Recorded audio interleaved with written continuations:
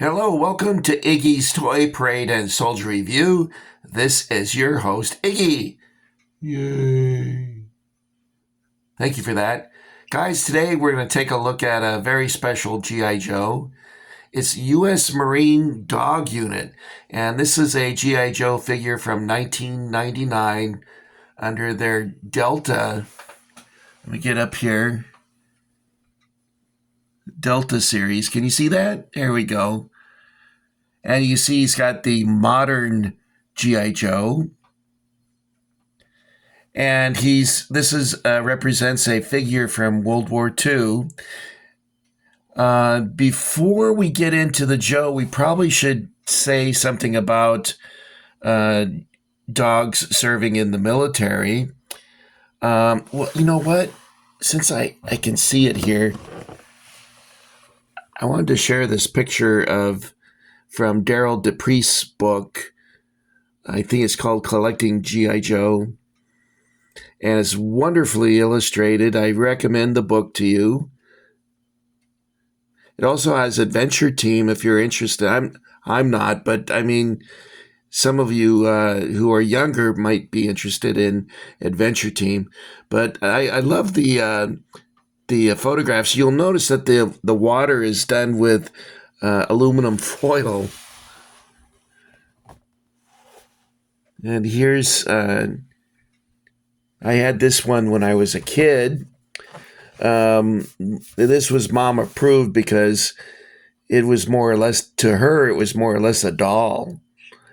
And the white rifle didn't seem very threatening to her, so it was okay if I got that one.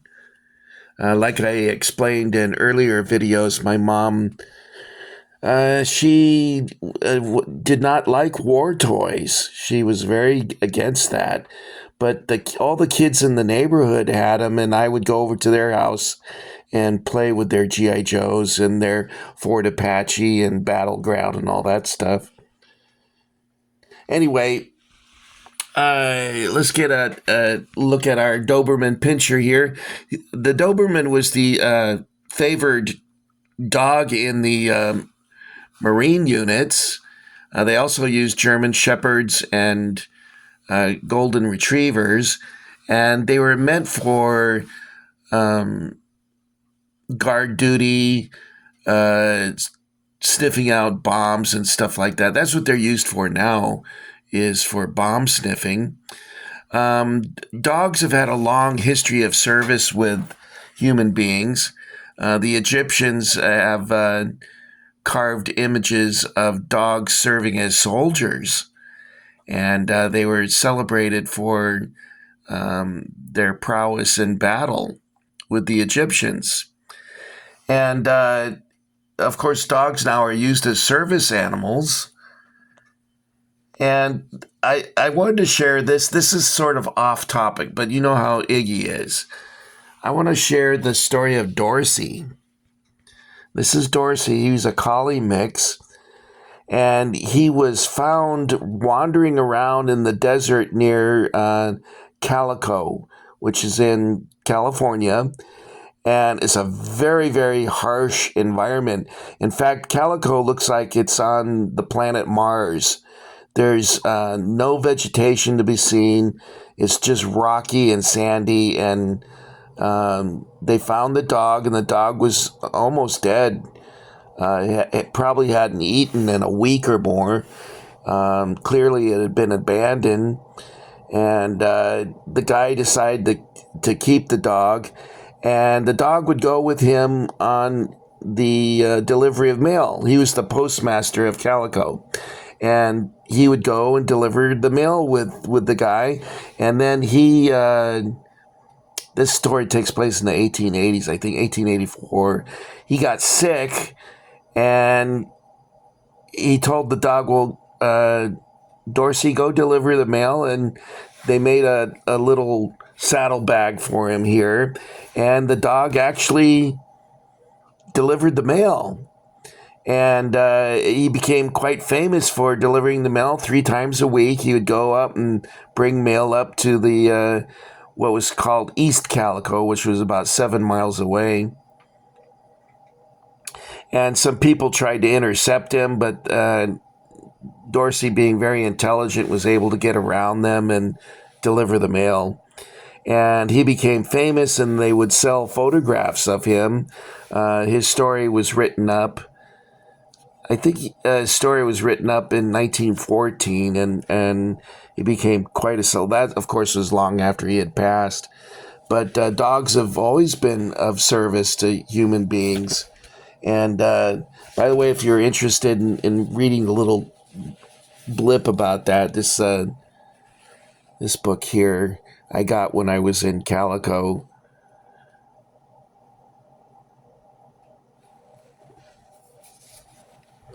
Calico was in ruins, and Walter Knott, who started Knott's Berry Farm, bought it and restored it. And you can visit it to this day. It's a pretty cool place, but it's in the middle of nowhere, so be prepared for that. Okay, so in 1942, the U.S. government decided, well, we better train some dogs for service. And by the way, they're kind of late to the dog train because the Germans and the Russians began training dogs in the 1930s. I think in 1935. And so we were kind of late to the dog train. And but we were not late in using dogs for military, because the first official use of dogs in the U.S. military was in Florida during the Seminole Wars. I think there's like 4 different wars with the Seminoles, who were never defeated, by the way.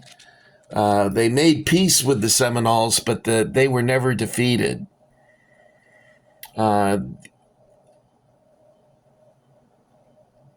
Anyway, that's another story.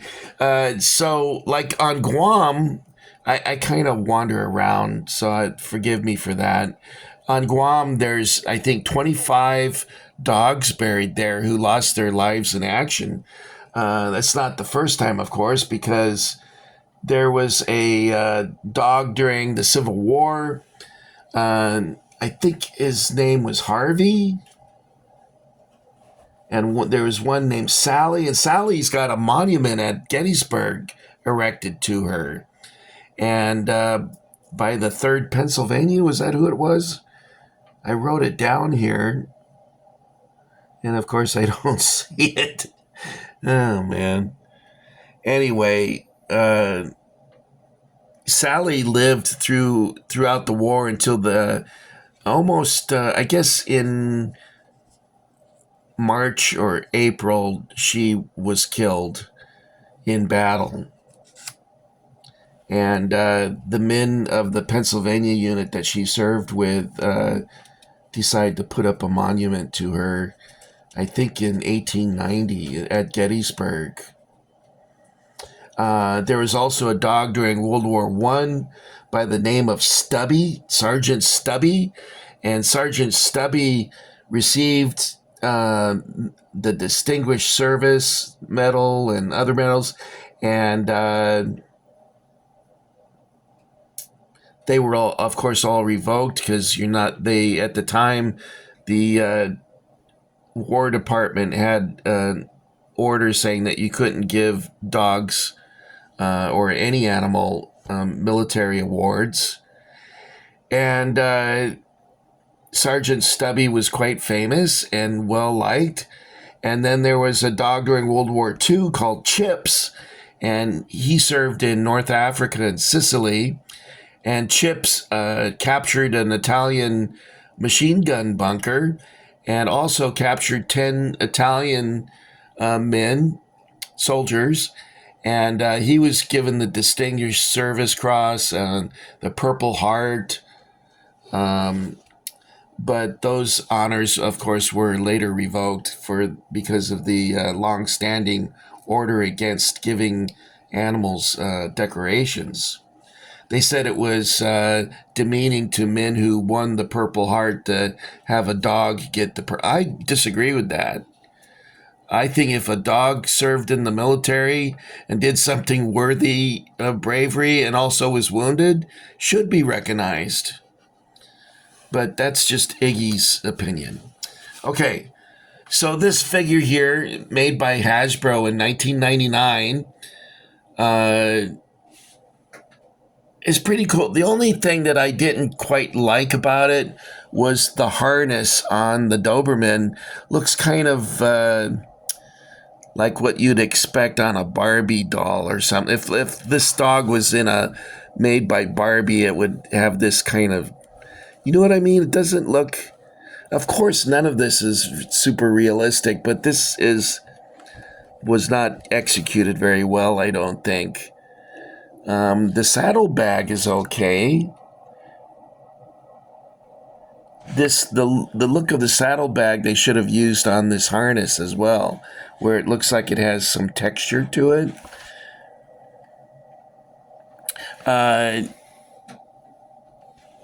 Believe it or not, it comes with canine rations. I don't know if that's made by Alpo or who makes that, but canine rations for your Marine dog. And I like this because it shows that he's got his camos rolled up at the bottom there. And I have a picture of me taken in basic training where we had just gotten back from a run when they took our company photograph. And I'm the only one standing there with my pants unbloused, and they were folded up like that. And I really stand out compared to the other guys because their pants were all bloused. I don't know why they let me get away with that or why I did that. I'm not even sure. He's got the steel pot M1. He's got a carbine.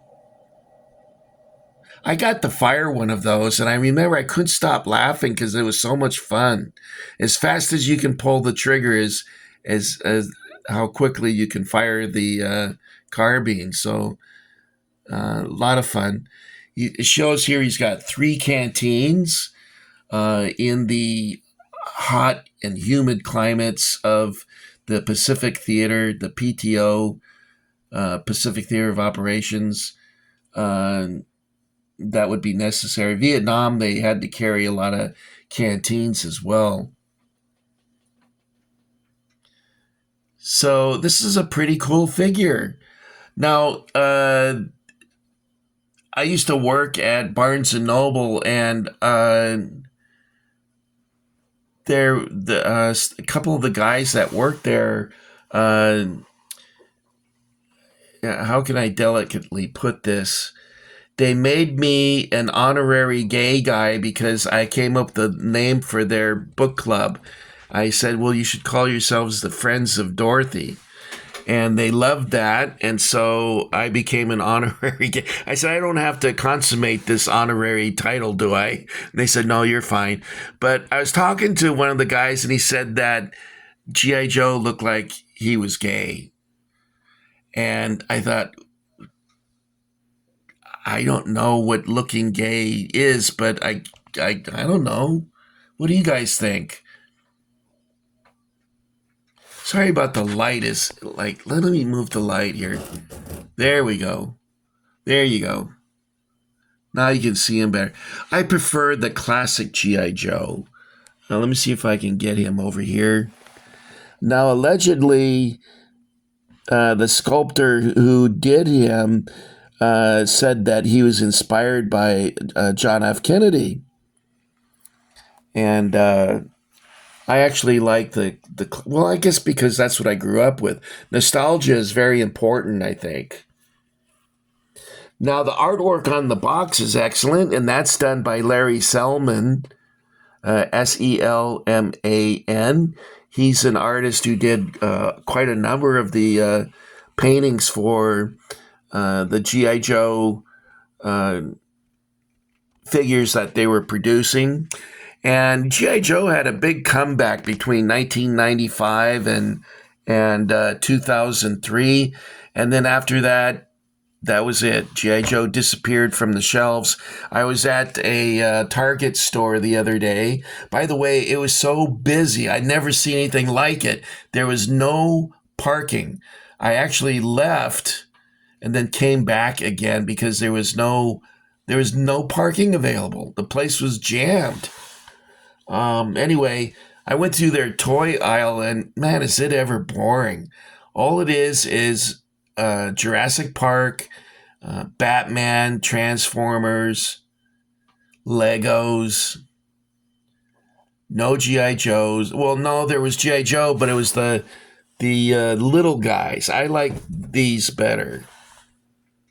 Anyway, I'm sorry to ramble around so much. I'm kind of tired. You can tell by my voice that I'm a little tired.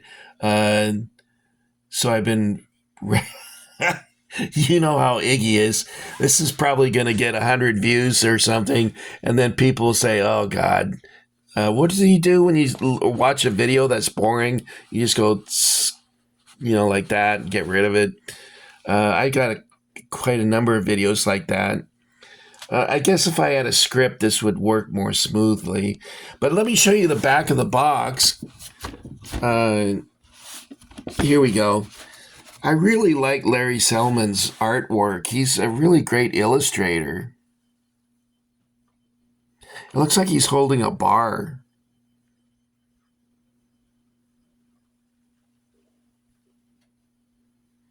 I would like it if G.I. Joe looked like this guy. Now, this guy looks pretty tough. The other guy looks like this guy here looks like he has to stop and put on lip gloss every once in a while. I don't know. I like the hair color. I used to be crazy about a girl with hair color like that. And when I say crazy, I really mean it. I got in a lot of trouble because of that. I don't know what was going through my head. I guess I was desperate to be in love. I don't know. Anyway, I learned my lesson the hard way. So there you go, guys. So I don't know where this is supposed to take place. Maybe Okinawa or Guam. But it's a cool item. I recommend it to you. Now, I prefer the 40th anniversary, or the 40s, as I like to call them, because those were like what I had. The 40s are like this. So I prefer those. But the next group I would say is this group here, the Delta group. And I have another Joe to share with you, probably on Tuesday. Well, I may not have time because I'm going with my brother to Ohio to visit my sister. So, and I'll be seeing my other brother up there. Maybe when I get back, it's a G.I. Joe Normandy Ranger, Point du Hoc. And it looks like a pretty cool figure that you're going to like pretty well. And I used to have one of these figures years ago, and I sold it at the flea market because I had been fired from my job, and I need to pay the rent. So, I just mentioned that the girl, well, that's how I got fired. Apparently, you don't say I love you to your supervisor, especially if she can't stand you. But anyway, Iggy's not the brightest bulb. What was I saying before I got distracted? Oh, I sold it at the flea market. I got like $15 for it. And now on eBay, these are going for, I think I got this one for $69. So they're very expensive. And I saw others that were being sold for $100. So I wish I hadn't sold mine, but I had one before, but now I have it back, so I feel much better now. I also had the flamethrower. I was thinking about buying back the flamethrower G.I. Joe, which I think is supposed to be Joe depicting a flamethrower guy in Normandy. He's also dressed in camos like this, But the U.S. Army got rid of camos in Europe because their men were being shot by their own men, friendly fire, because they thought they were SS troops. So that's why you don't see much camo in the ETO, European Theater of Operations. Okay, that's all I got for you. I want to thank you guys for coming along again. I'm sorry that I'm rambling a little bit here. I actually feel pretty good today, which is sort of unusual for me. But I'll be back with you again soon and hopefully have a more concise video presentation for you. Um,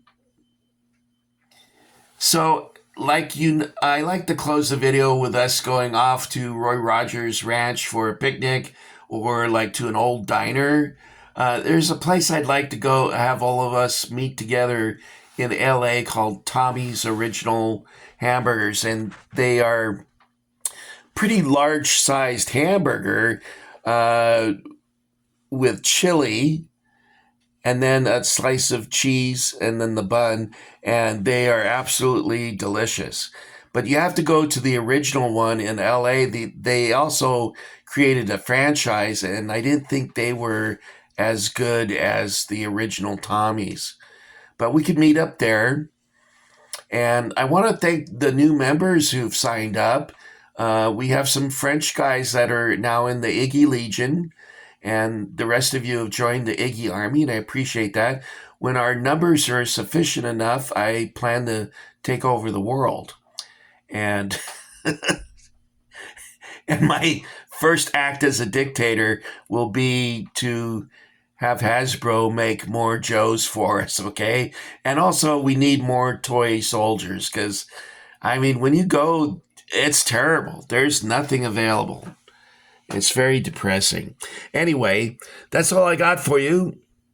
So you guys take care, all right? Have a good holiday if you don't catch me next time. Execute Order 66.